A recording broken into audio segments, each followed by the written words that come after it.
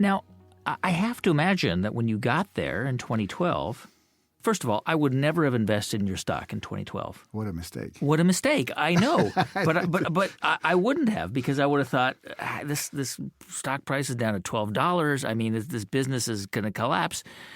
This is why I'm not a millionaire. Most people at Best Buy are saying Amazon is killing us. People are going to Amazon, Amazon, Amazon.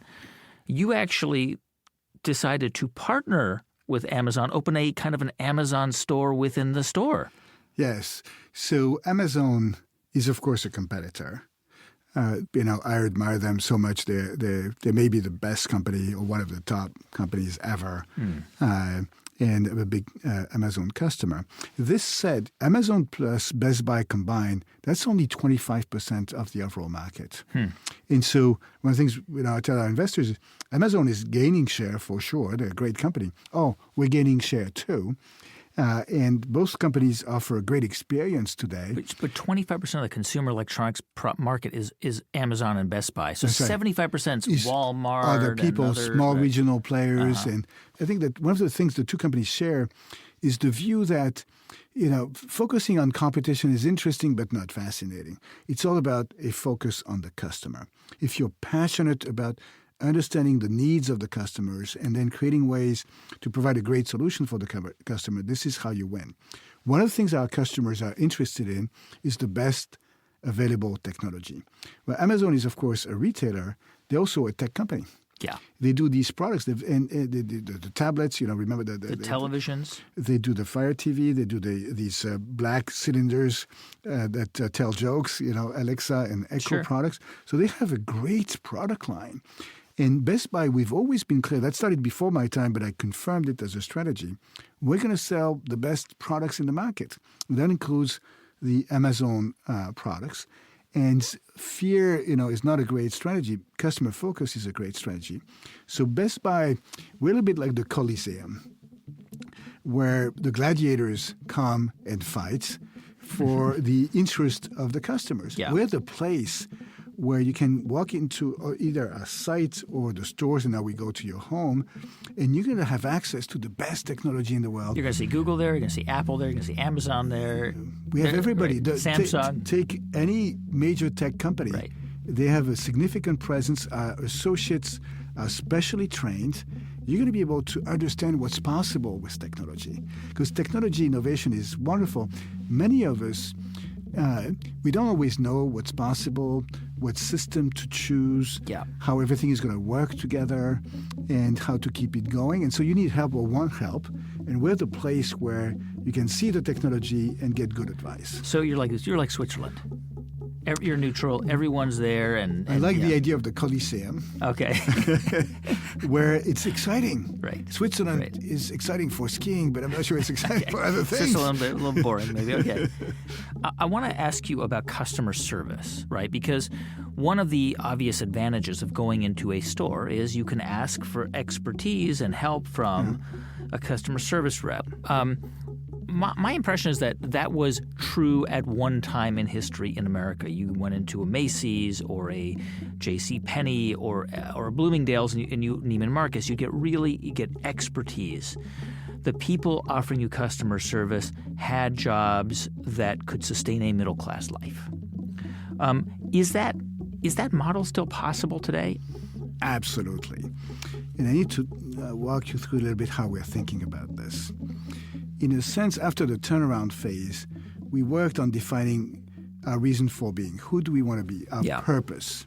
And the way we've thought about our strategy, we don't think of ourselves as a retailer selling gadgets. We have a much bigger purpose. Our purpose is to enrich lives through technology by addressing key human needs. And the human needs we're talking about are entertainment, communication, productivity, security, food preparation, and health and wellness. So if you walk into our stores or online or we go to your home, what are you trying to accomplish? If you're interested in the TV, what is it for? Do you like to entertain with sports, or do you like to watch movies, or do you have kids that play video games? What are you trying to accomplish? I remember a story in our Mountain View store here. A woman walks into the store, and she's looking for headphones. And Anthony Vu, who is the sales supervisor who talks to her, doesn't ask her, what kind of headphones would you like, what features. He asks her, what are you going to use them for? Going to run? Are you going to... Exactly. And she said, this is for the office. And so it's important to me that I can hear my coworkers if they ask me a question and so forth. And so he probably sold her one of the least expensive headphones because he wanted to meet her needs. Yeah. So that's our mission. In order to fulfill that mission, we have, the employees, whether they work in the stores, the Blue Shirts or the Geek Squad agents, or people who are merchants or work on the site, are data scientists, they're all interested in pursuing this purpose and being helpful to customers. So the store employees, they're going to be, of course, very knowledgeable about products, and they're going to have this wonderful human attribute of being able to have a dialogue and understand what you're looking for, and then matching your needs with the technology. In a full employment market, we've been able to reduce the turnover in the stores to less than 30% from 60% a few years ago. And in general, in the consumer or in the retail space, turnover's high. Yes, and 30% is remarkably low. In fact, there's some pockets of our frontline employees, like our in-home advisors, where the turnover is like 8%. And these are salaried, full-time sales positions where you're going to be able to raise a family with that job. And so we've created an environment in which people can, have an exciting job, can have a career, and feel that they're doing great things for, the people they're interacting with.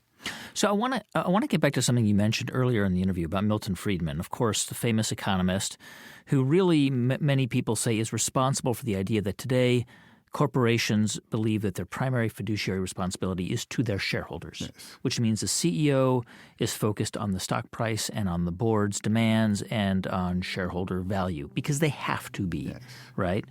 There is an increasing criticism of this view, right? We see where this movie has headed. Vast inequality in the U.S., right? When I was a kid, my best friend's dad worked at Marshall's, right? He raised a family. He worked at Marshall's. That is virtually impossible in the biggest metro areas today in America. Do you think there's a connection between that Milton Friedman view of the world and what has happened, with corporate America, with employees of corporations?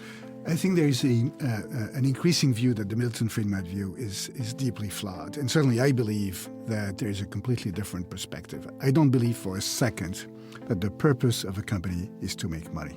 You have to make money, of course, because otherwise you couldn't pay salaries and invest in the business. And it's actually okay to reward the shareholders. In fact, at Best Buy, the share price has gone from $11 to $67 or something like this. But there's a big difference between the necessity and a purpose. And so I've been passionate about this topic for many, many years. There's really 5 key beliefs.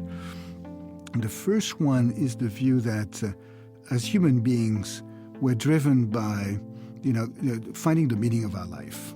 The meaning of our life is a very important question for all of us. And because work is an important part of our life, work is an essential element of our humanity, and it'd be good if it could be connected to the search for meaning in our life. That's the first belief. The second belief is the idea that a company, at the end of the day, is a human organization made of individuals working together in pursuit of a certain goal. And the third belief is indeed the fact that the purpose of a company is not to make money, it's to contribute to the common good. And at Best Buy, it's to enrich life through technology by addressing key human needs. If you're not clear about why you exist and what service you provide to society, this is not good. The next belief is the idea that, in fact, magic happens at a company if you can connect the search for meaning with the purpose of the company. If people at the company can build human interactions, meaningful human interactions with their colleagues and with their customers or with the vendors, if they can acquire skills and become masters of certain skills, if they have autonomy, and then if they're in a growth environment, if you can create this environment then extraordinary things happen for all stakeholders. As a company, we need to serve all of the stakeholders, our customers, our employees, our vendors, our shareholders, and the communities in which we operate. And by the way, there's no need for any trade-off between these things, because it's by simultaneously doing a great job for these various communities and aligning all of these communities in pursuit of the purpose that you create great outcome for all of them. And today at Best Buy, we're not perfect, but the customers love us much more than they did 7 years ago. The employees are happy. The vendors have seen what we can do for them. We've had one of the top total shareholder return for customers, and we try to be good citizens. Ironically, I think you get to a better outcome for shareholders through this approach than being singularly focused on shareholders. Hubert, how important is it as a leader to be liked? How important is it to you that the people who work around you like you?